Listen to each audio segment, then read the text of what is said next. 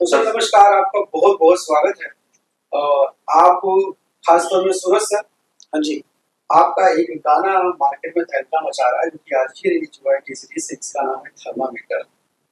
अक्सर हम देखते हैं भोजपुरी इंडस्ट्री में ऑडियो में काफी काम किया जाता है, बट वीडियो में ना के बराबर काम होता है। बट आपके जो भी वीडियोस आते हैं, चाहे लाल धागा की बात करें जिसने भोजपुरी इंडस्ट्री में एक हिस्ट्री लिखी है, उसके बाद भी आपके कई गाने आए और अब ये आया है थर्मामीटर। तो क्या कहेंगे सर? थर्मामीटर में देखिए सबसे ऊपर जो काम होता है वैसे तो अपना म्यूजिक का ही है। जो म्यूजिक उन्होंने बहुत अच्छा बनाया है हमारे अजय ने। और दूसरा उसके बाद में आता है अपना आर्टिस्ट के ऊपर। पहले तो सिंगर और उन दोनों के ऊपर ही काम है। सबसे पहले तो जीरो पे तो उन्होंने ही काम स्टार्ट किया है। अब जब उन्होंने काम अच्छा कर दिया तो अगर आर्टिस्ट अच्छा मिल गया फिर तो और मतलब सोने पे सुहागा हो जाता है। तो नम्रता ने तो वैसे ही बहुत मेहनत करी है। फिर हम दोनों ने थोड़ी बहुत हम दोनों ने निपटा दिया है। हमारे डीओपी ने इसने थोड़ा और ज्यादा मेहनत करी है, हमने थोड़ी और कम मेहनत करी है। तो हमने कुल मिला के सबने एक साथ मेहनत करके इस गाने को बहुत अच्छा बना दिया है।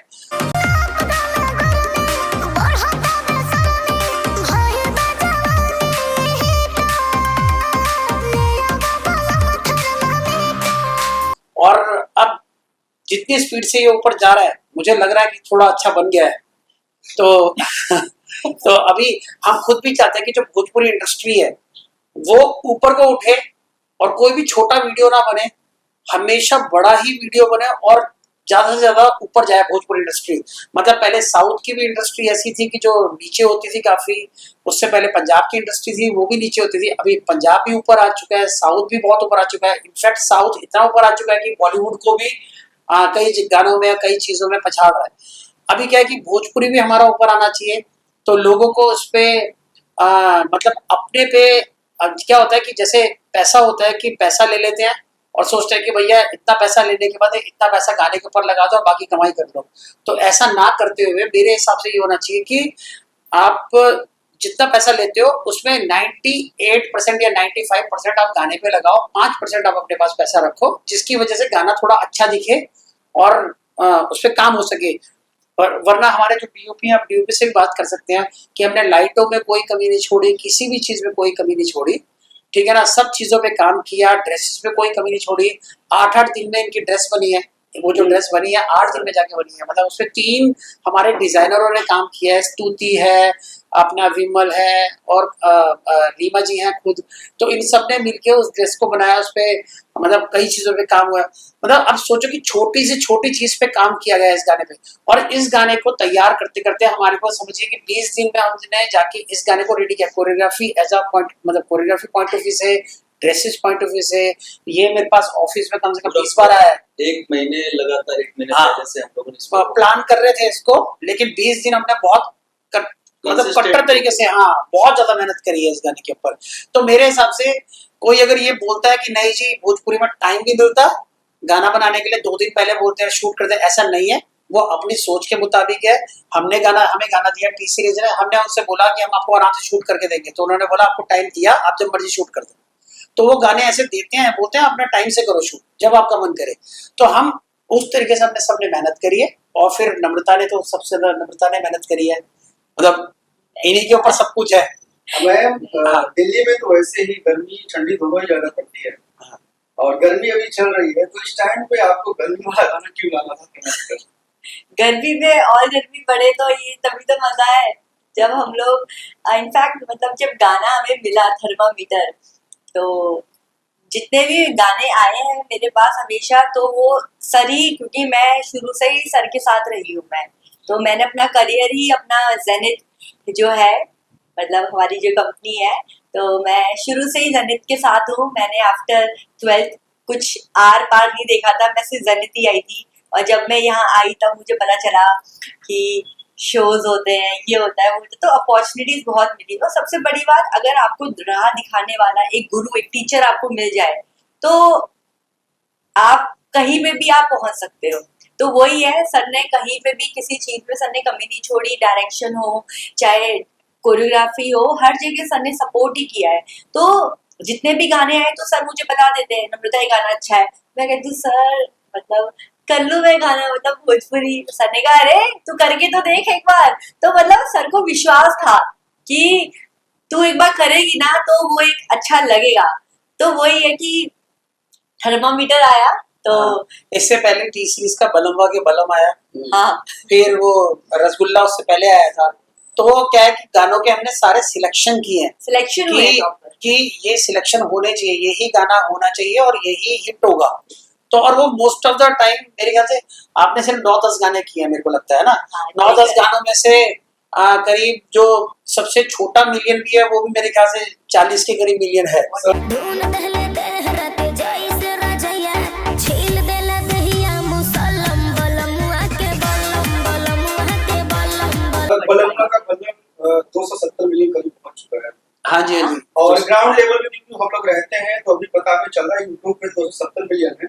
बट हाँ। ऐसी कोई शादी, ऐसी कोई पार्टी, ऐसा कोई फंक्शन नहीं है जहाँ बलमवा का बलम नहीं बज रहा है। इनफैक्ट मुझे तो रिकॉर्डिंग आ रही होती है, जैसे हमारी टीम कहीं शो में गई होती है कहीं पे भी, तो वहाँ पे बलम हुआ के बलम या शादियों पर तो मुझे ऐसा रिकॉर्डिंग कर करके भेजते हैं, अरे दीदी आपका गाना बज रहा है, लाल घाघरा जब बजता है वो मुझे भेजते हैं। तो मैंने 2-3 गाने तो मेरी मेरे लाइफ में एकदम जुड़ चुके हैं। मैं अपने गानों को आप खुद सेलेक्ट करती हैं या फिर सूरज सर सेलेक्ट करते हैं कि हाँ आप किस गाने में काम करें? मेरे टीम वर्क होता है हमारा। वैसे टीम वर्क होता है, पर जैसे मेरा most of the time zenith में ही होती हूँ मैं पूरे दिन, तो मुझे डांस तो सर ही बताते हैं, नम्रता तेरे लिए सॉन्ग आया है एक बार सुनेगी, तो मैं सुनती हूँ। तो सर मतलब हम 3-4 लोग ना सुन लेते हैं, बैठ के डिसाइड करते हैं नहीं नहीं अच्छा नहीं लग रहा, अच्छा लग रहा है, अच्छा इस लग रहा तरीके है। से फिर सिलेक्ट कर लेते हैं। जब थर्मामीटर आया ना, सर ने कहा नम्बू, मेरा वैसे निकनेम नम्बू है हाँ। मैं क्या छुपाना, तो सर ने बताया अरे नम्रता तुम्हारे लिए सॉन्ग आया है, तो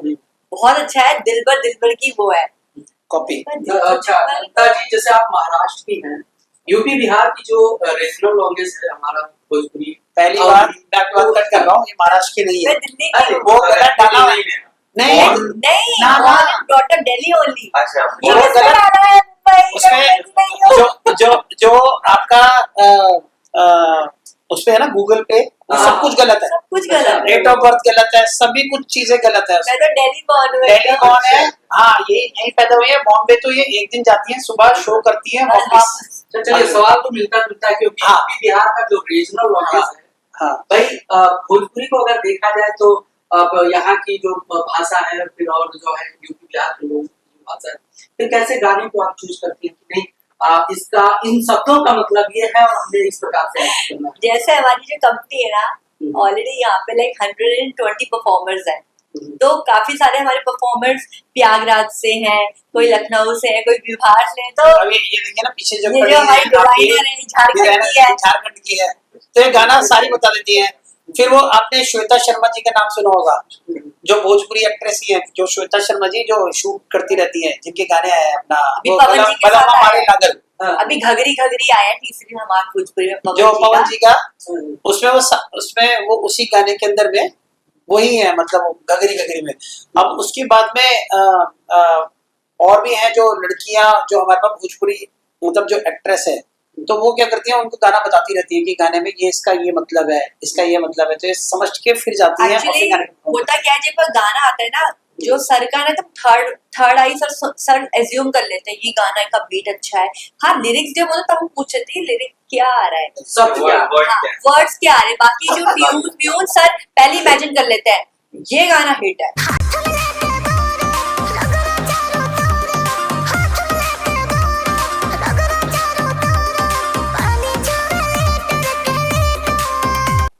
नहीं ये नहीं चलेगा, तो पहले ही सर को है, क्योंकि सर ने लाइफ में इतना काम कर चुके हैं सर, और टचवुड इतना अच्छा कर भी रहे हैं, तो चाहे मतलब सर का शौक है वीडियो, ये मतलब सर का कोई प्रोफाइल नहीं है, सर का शौक है basically. Sir is a like show पूरा डिजाइन करते हैं सर, कि मोदी जी आ रहे हैं तो वहाँ पे क्या होना चाहिए, कोई जैसे कोई गाड़ी लॉन्च होनी मर्सिडीज की, उसको हम कैसे लाएंगे, तो वो सब परफेक्शन वाली चीजें हैं। तो जो तो सर मेरे वाले ये जो है ये सब शौक है। सबसे पहले सर आप तीनों को बहुत बहुत बधाई की, हाँ। 5-6 घंटे के अंदर जो आप लोग का ये सॉन्ग है 2 मिलियन क्रॉस कर चुका है, अभी मैंने देखा। नहीं देखिए मैं बताता हूँ, अभी जो पहले जो हमारा ये होता था कि भोजपुरी जब मैं एंटर ही किया था, तब मेरे को खेसारी जी का भी नहीं पता था, मैं सच बताऊँ आपको, और ना ही पवन जी का पता था। तो अचानक ही क्या हुआ कि खेसारी जी का जैसे ही बोला तो मैंने कहा खेसारी जी का गाना है दो गुट इनके लिए। सबसे पहला सॉन्ग जो भी आया था। हाँ, तो हमने बोला कि अच्छा ठीक है, लेकिन खेसारी जी कौन से बोलते हैं जो बिग बॉस में आए थे। तो हमने कहा अच्छा अच्छा, मैंने कहा ठीक है, हमें ये नहीं पता था वो कहाँ के आर्टिस्ट हैं, लेकिन ये पता था कि वो बिग बॉस में आए। तो इन्होंने दो गुट कर दिया।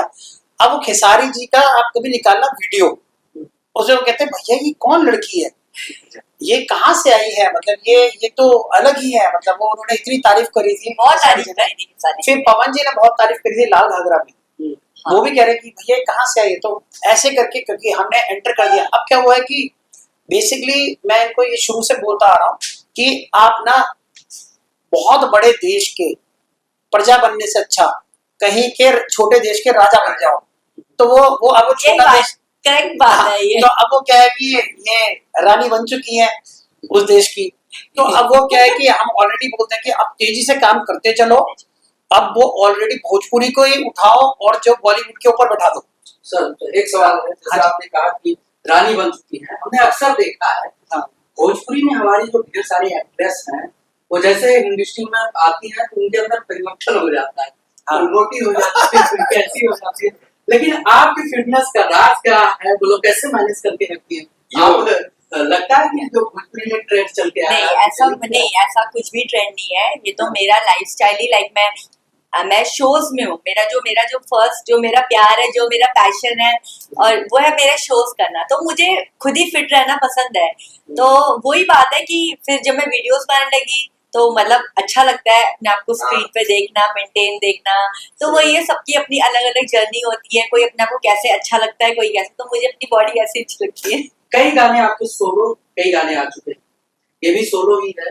हाँ जी। कैसा लग रहा है तो सोलो कंटेंट जब आप उसमें मुझे बहुत डर भी लगता है टू बी ऑनेस्ट, पर ये है जब आया थर्मामीटर तो ऑलरेडी आपको पता है ये दिलबर एक बहुत बड़ा ट्रैक है टी सीरीज का, और उसे नौरा फतेही जी ने इतना अच्छा से उसमें काम किया हुआ है। और जब बात आ जाती है सेम सॉन्ग हम कर रहे हैं, मतलब म्यूजिक सेम, सब कुछ सेम है और सेम चैनल है, तो कहीं ना कहीं भाई उसकी रेपुटेशन बचाने के लिए हमें तो मेहनत करनी पड़ेगी।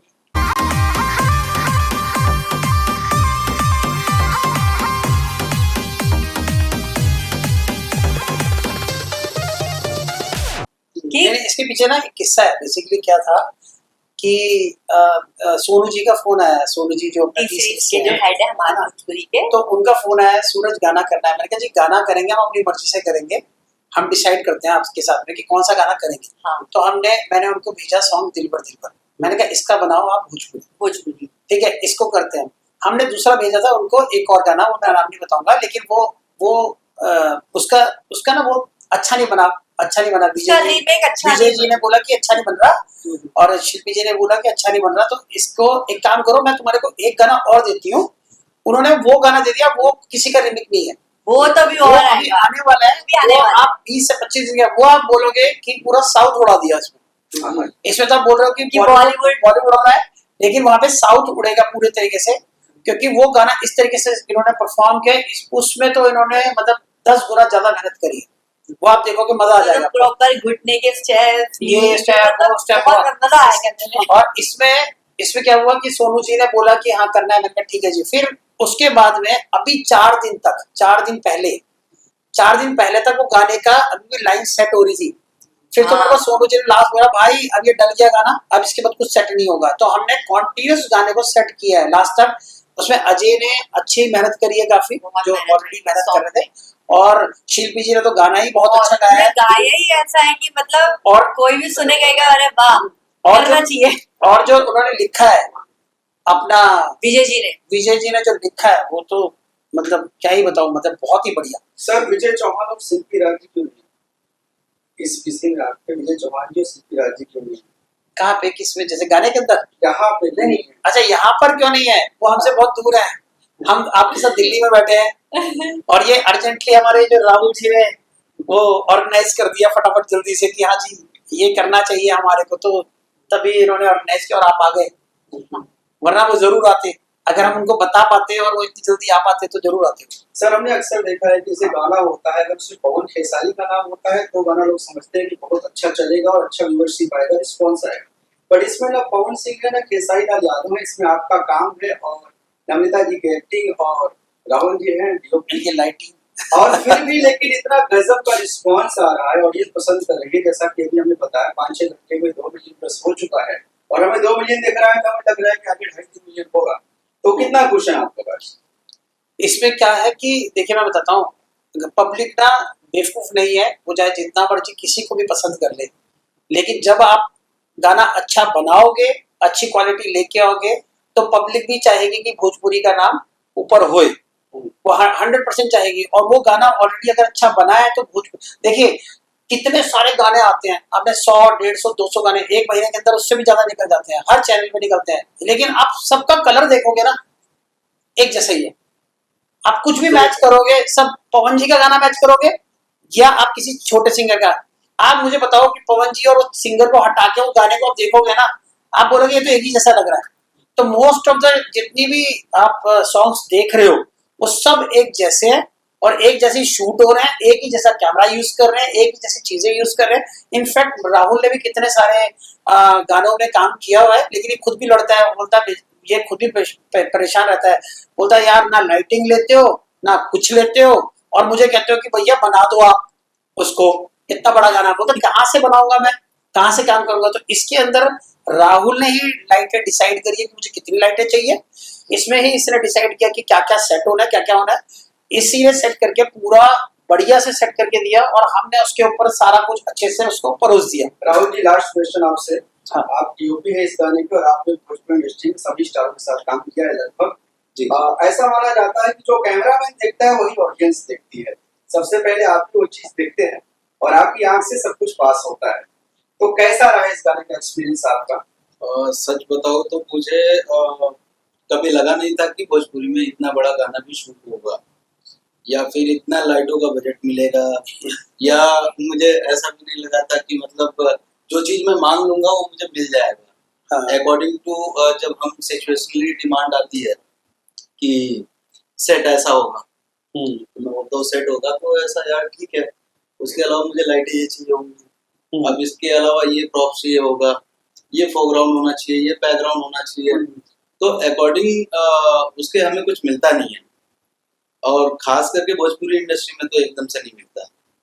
आप देखेंगे तो वही फार्म हाउस दिखते हैं आपको, एक ही फार्म हाउस, आपको एक ही जैसा सब कुछ, वही बंदे डेली उसी फार्म हाउस में शूट कर रहे हैं, तो वो आपको कितना अलग दे देंगे शूट कर। भोजपुरी का जो थीम है सबका सेम मिलता जुलता होता है, लेकिन आपका जो सॉन्ग आया था ना लाल घाघरा, आपने पूरा भोजपुरी का थीम ही चेंज कर दिया। इस टाइम भोजपुरी वाले बौखलाए हुए हैं कि इस लेवल पे करना है और ऐसा करना है तो कैसे करना। ये लाल घाघरा में ना बेसिकली क्या है, लाल घाघरा को वो मेरा पहला गाना था भोजपुरी का। जी।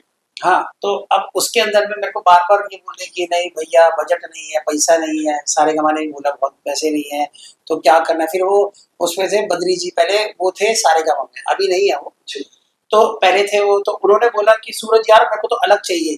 अब पवन जी, अब पता नहीं मुझे ये नहीं पता, उससे पहले मैंने पवन जी के कोई गाने बहुत सारे देखे नहीं, पवन जी ने अपने मुंह से मेरे को बोली थी कि मेरा ना पिछले 3-4 साल से ना कोई बढ़िया हिट नहीं हो रहा।